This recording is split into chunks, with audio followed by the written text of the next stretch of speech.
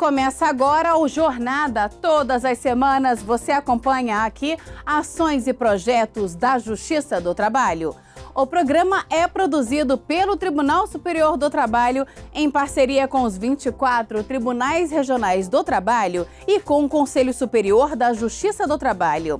E na edição de hoje, nossa equipe viaja até Goiânia para saber como é feita a colheita do pequi e conhecer produtos originários do fruto nativo do Cerrado.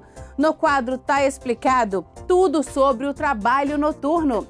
Em Cuiabá, no Mato Grosso, vamos falar sobre as atividades que dão direito ao recebimento de adicional de periculosidade. E no quadro Trabalha Brasil, o dia a dia de um piloto profissional de Stock Car. Tudo isso e muito mais, o Jornada está no ar.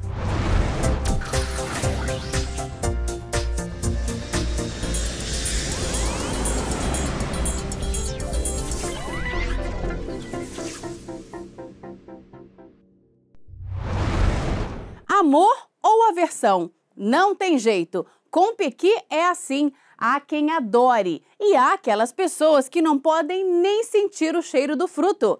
De toda forma, o pequi é símbolo da cultura e da culinária do estado de Goiás. E nossa equipe foi até Goiânia conhecer a colheita e a cadeia de produção de vários produtos feitos a partir do fruto do pequizeiro. Acompanhe na reportagem especial de Luana Carvalho. É como dizem por aí, com o pequi não existe meio termo. O fruto divide opiniões. O pequi com frango, franguinho caipira no meio do arroz, né? Só o ouro. Aqui pra nós é ouro o pequi. Pequi é bom, ixi. Nós comemos até o caroço tudo, galinhada, é o que mais nós gostamos. Tem um cheiro muito forte. Aí o estômago não aceita muito bem, não. O pequi é fruto do pequizeiro, árvore nativa do Cerrado brasileiro. Os frutos começam a amadurecer em outubro e duram até o final de março. Os primeiros pequis aparecem em Tocantins, depois se espalham pelo estado de Goiás e, por fim, chegam a Minas Gerais.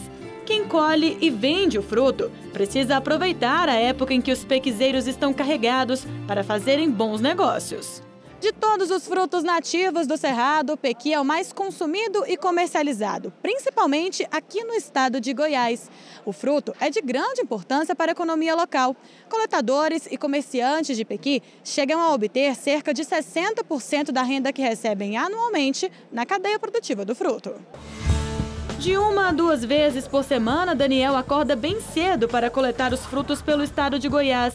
Ele e toda a equipe conseguem encher em média 450 caixas de pequi por dia de trabalho.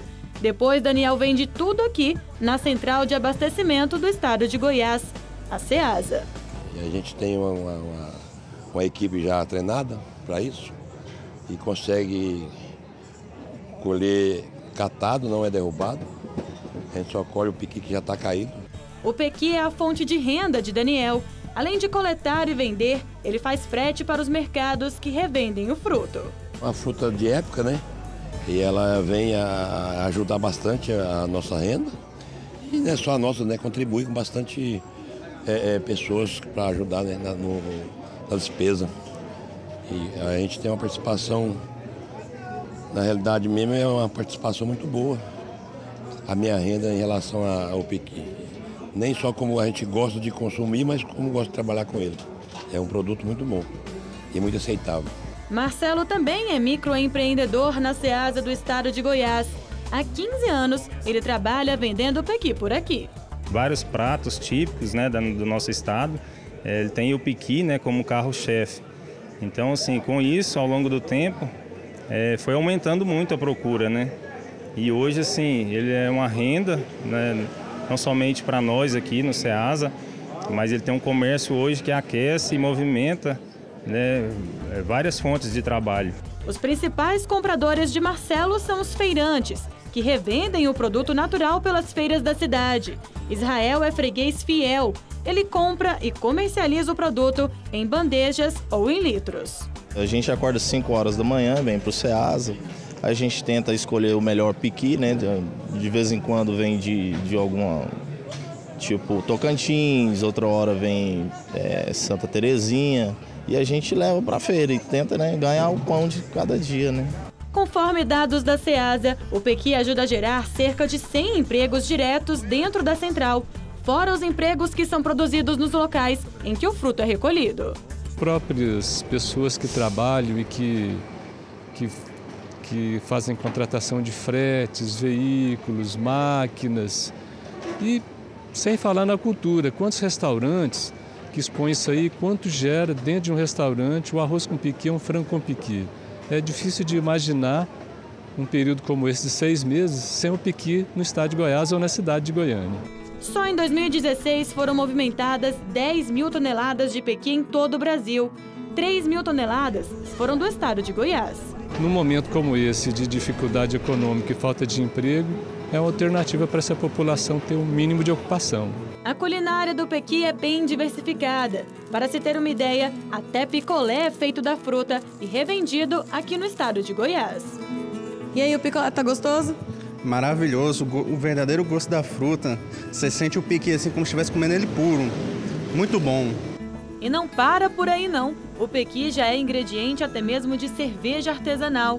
Esta cervejaria é uma empresa familiar que atua no mercado há 14 anos. Ela é responsável pela primeira linha de cervejas especiais do Centro-Oeste.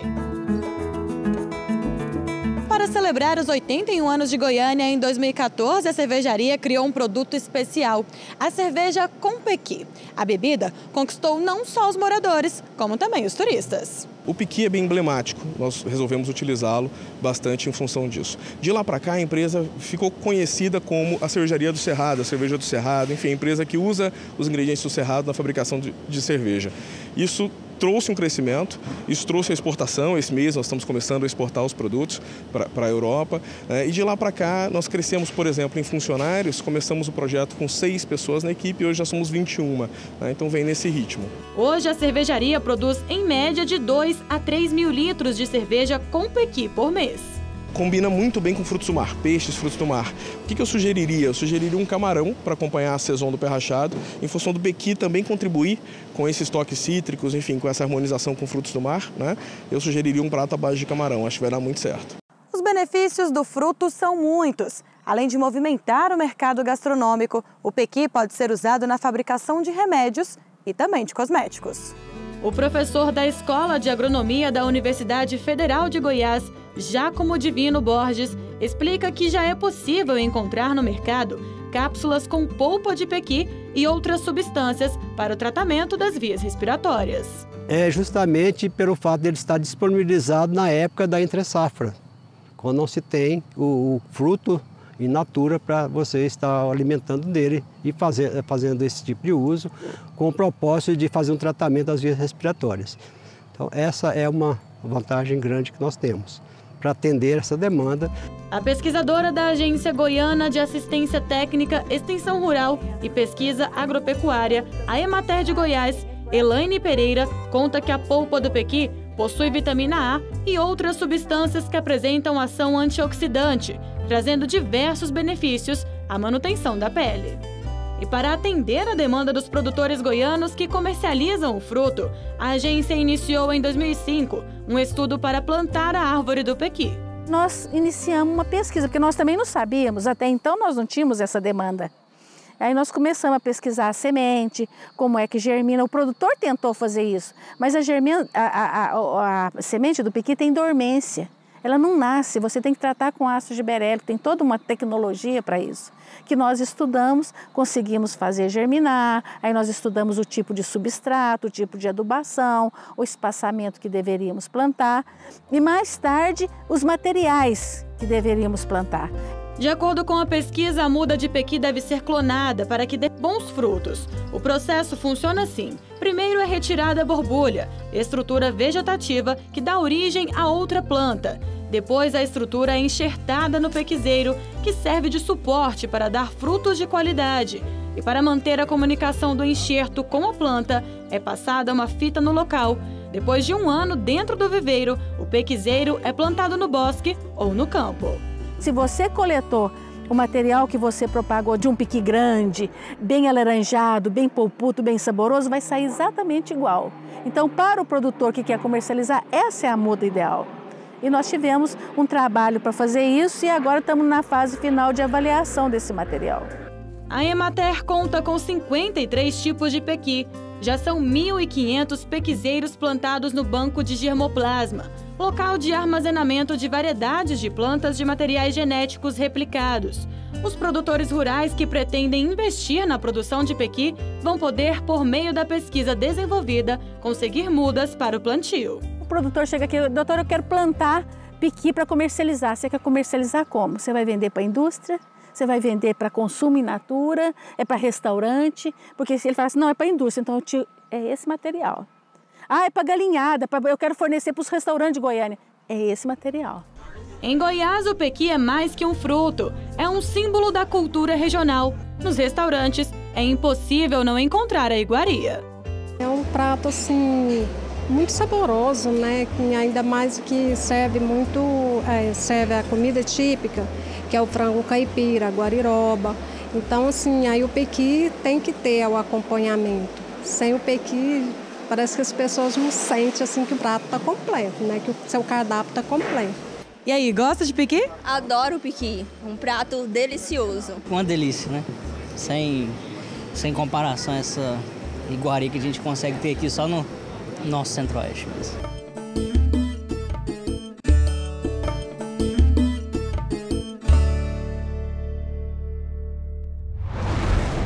Vamos agora fazer um giro pelo Brasil para acompanhar algumas decisões da Justiça do Trabalho.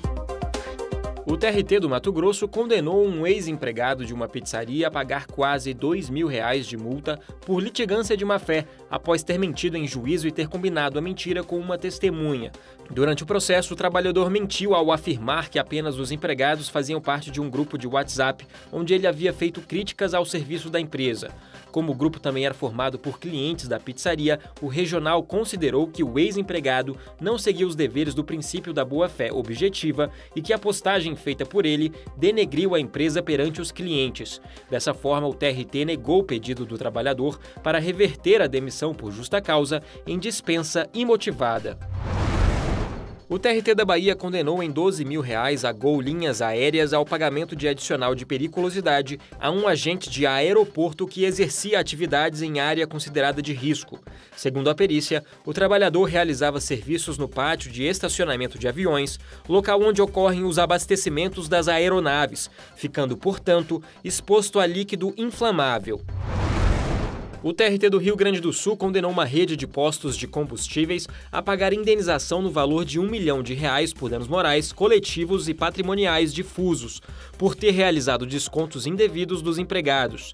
A empresa usava desse mecanismo quando havia falta de valores no fechamento do caixa, furtos de produtos em lojas, recebimento de cheques sem fundos ou notas falsas. O regional considerou a atitude da empregadora abusiva e determinou o pagamento de multa de R$20.000 por cada irregularidade cometida, caso a empresa não respeite a decisão do tribunal. No próximo bloco, no quadro Tá Explicado tudo sobre o trabalho noturno. E ainda hoje as aventuras vividas por um piloto profissional de Stock Car no Trabalha Brasil. Nós voltamos em instantes.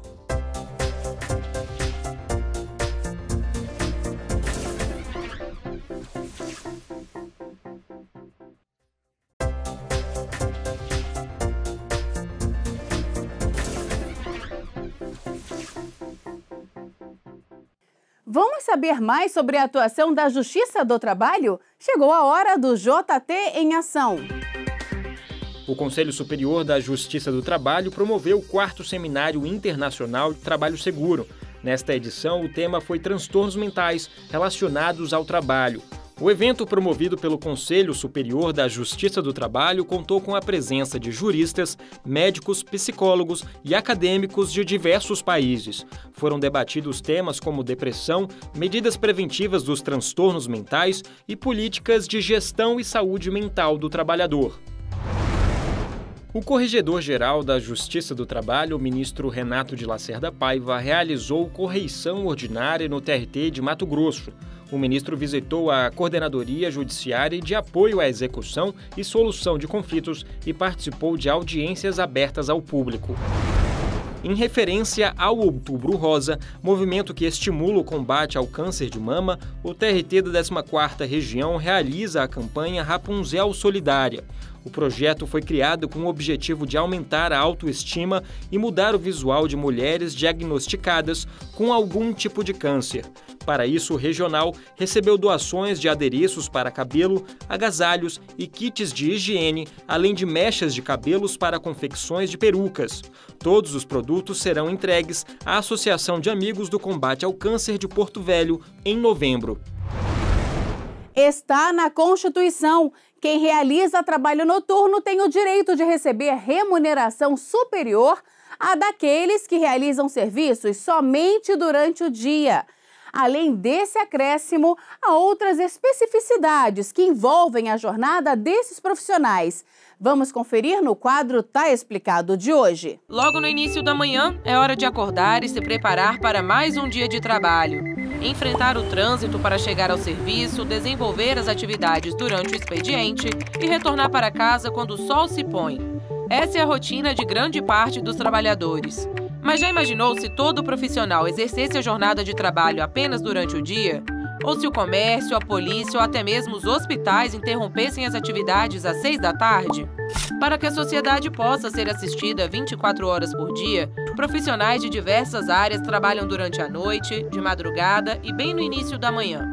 Por isso, é direito de todo empregado que atua no período noturno receber remuneração superior à paga durante o período diurno. Nesses casos, o salário deve ter um adicional de 20% pelo menos sobre a hora normal. Para os trabalhadores urbanos, considera-se como trabalho noturno o serviço executado entre as 10 da noite e 5 da manhã. Mas para quem trabalha no campo é diferente. É considerado noturno o serviço executado na lavoura entre as 9 da noite e as 5 da manhã. Já na pecuária, esse período é considerado entre as 8 da noite e as 4 da manhã. O profissional que tiver horário misto, ou seja, que comece de dia e termine à noite, deve receber o adicional proporcional às horas noturnas trabalhadas. Outra questão é que, para os empregados que atuam à noite, a hora de trabalho é contada de forma diferenciada. Ela é menor, tem apenas 52 minutos e 30 segundos de duração. No próximo bloco, adicional de periculosidade. Quais são as atividades que dão direito ao recebimento dessa quantia a mais no salário? E o dia a dia de um piloto profissional de Stock Car no quadro Trabalha Brasil? Nós voltamos daqui a pouco.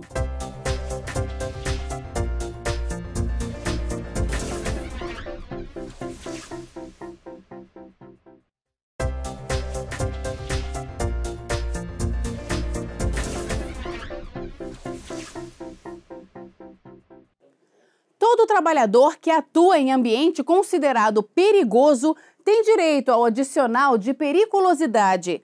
Mas isso não isenta o empregado de usar os equipamentos de proteção individual. Saiba quais atividades dão direito ao recebimento do adicional na reportagem. Tobias atua há 1 ano e 6 meses como chefe de pista nesse posto de combustível. O local é perigoso, por ter como principal produto substâncias explosivas. Além de usar os equipamentos de proteção, o funcionário recebe um adicional no salário por isso.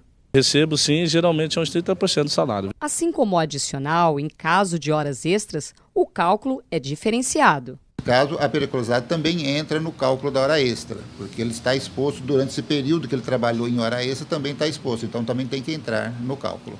São consideradas atividades perigosas aquelas em que o empregado é exposto a risco de morte, ou seja, quando ele tem que ficar em contato permanente com substâncias inflamáveis e redes elétricas, por exemplo. Quem determina quais as profissões que oferecem esses riscos é o Ministério do Trabalho. Vigilante armado passou também para os motoqueiros, os que trabalham de fato como motoqueiros, 50%, e agora já está começando a haver uma tendência, mas ainda não está regulamentado para para a obrigação de pagamento para quem trabalha com altura. Para determinar se existe comprovação da periculosidade, deve ser realizada uma inspeção no local do serviço por um médico ou engenheiro do trabalho. Esse laudo avaliará também as circunstâncias ao redor do estabelecimento. Se eu tenho a borracharia do posto de gasolina dentro da área do círculo de influência da área de abastecimento, tá? Esse borracheiro, mesmo não manuseando isso inflamável, não tendo contato nenhum, ele tem direito à periculosidade. Por quê? Porque ele exerce sua atividade dentro de uma área prevista em lei. Assim como é garantido adicional para aqueles que estão em uma condição perigosa de trabalho, há também a necessidade de uso obrigatório de equipamentos de proteção individual, os EPIs. Caso o trabalhador se recuse a utilizar esses equipamentos, está cometendo uma falta grave, podendo sofrer uma punição por isso. No quadro Trabalha Brasil, vamos mostrar como é o trabalho de um piloto profissional.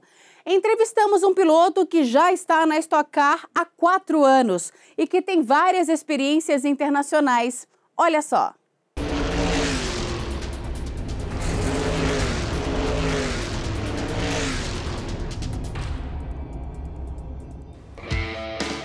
Uma vida em alta velocidade. O jovem Lucas Foreste, de 25 anos, é piloto profissional. Ele corre na Stock Car, mas desde criança acompanha corridas. O pai é piloto de motocross e sempre incentivou o filho. Minha carreira começou com essa motinha aqui, uma moto que eu ganhei quando eu tinha 4 anos de idade. Essa moto é mais velha do que eu, então meu pai comprou ela antes de eu nascer. Essa moto representa muito para mim, porque tudo começou a velocidade começou através dela. E acabou que eu fui pegando gosto por velocidade, comecei a andar de motocross e acabei me quebrando, né? Quebrei a clavícula e as costelas. E infelizmente meu pai me proibiu de correr de motocross. E eu fiquei 1 ano aí parado, fazendo apenas academia, me recuperando. Foi a partir daí que ele viu uma oportunidade no kart, ganhou diversas competições nacionais e internacionais e logo foi para o exterior ganhar mais experiência em competições mais importantes e com carros também maiores. Eu saí do motocross e fui para o kart. Do kart eu fiz Fórmula BMW 1 etapa, eu fiz Fórmula 3 Sul-Americana 2 anos, 1 ano na verdade.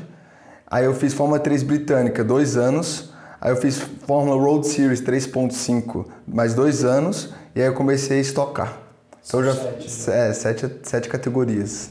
Lucas ficou alguns anos morando na Inglaterra e assim que voltou para o Brasil no final de 2013, chamou a atenção de algumas equipes da Stock Car, a principal categoria do automobilismo brasileiro. Eu recebi uma ligação de uma equipe da Bassani Racing, e o pessoal me chamando para correr aqui em Brasília. A antepenúltima etapa da Stock Car. Aí eu, vamos, né? Férias e tudo em Brasília, por que não, né? Correr um pouquinho dentro de casa. Então eu acabei começando a Stock Car aí em 2014, foi o meu primeiro ano. Mas a vida de piloto não é só de corridas, é preciso treino e muita dedicação. Lucas precisa estar bem fisicamente, porque o carro exige muita força em provas de mais de meia hora de duração. Stock Car, o pessoal bate bastante. Então é bem diferente do monoposto onde eu estava. O pessoal anda encostando porta com porta e é bem diferente. Então isso aí foi difícil para mim pegar esse jeito de corrida, mas é uma categoria muito disputada, porque eu estou competindo com pessoas que têm 19 anos de Fórmula 1, como o Rubens Barrichello, outras pessoas que têm 10 anos de categoria, entendeu? Como Cacá Bueno, Thiago Camilo. Ele faz academia, treina triatlon e como o regulamento da competição não permite treinamento com carro de corrida, ele testa e estuda as pistas nas quais vai correr usando um simulador. Aqui no simulador a gente consegue simular todas as pistas que eu vou ter no campeonato, né? Então tem pistas que quando eu entrei na categoria que eu não conhecia ainda. Então eu vinha pra cá, ficava dias, horas com o meu engenheiro treinando para me aperfeiçoar um pouco mais, para conhecer a pista, para quando chegar lá eu já saber para qual lado tem que virar. Um engenheiro da equipe acompanha os treinos e faz os ajustes na máquina para que tudo seja o mais real possível. A gente procura ser o mais semelhante ou mais perfeito e igual ao carro de corrida, tanto a posição de guiar, quanto a posição dele de pedal, carga de freio, carga de volante, campo de visão. Eu faço todos esses ajustes aqui no simulador para ele, para quando chegar no carro estar o mais semelhante possível. E é igual na vida real, o carro demora 1 ou 2 voltas, dependendo do clima, para chegar na temperatura ideal de todos os fluidos, do freio, do pneu, para você ter o máximo de performance. Hoje ele faz parte da Full Time Academy. Os pilotos têm contratos de trabalho e ganham pelo direito de imagem. O Lucas aluga o carro da equipe e tem esse investimento devolvido conseguindo patrocinadores. A cada temporada é preciso renovar todos esses contratos e parcerias. Uma profissão que exige muito preparo e gosto por adrenalina.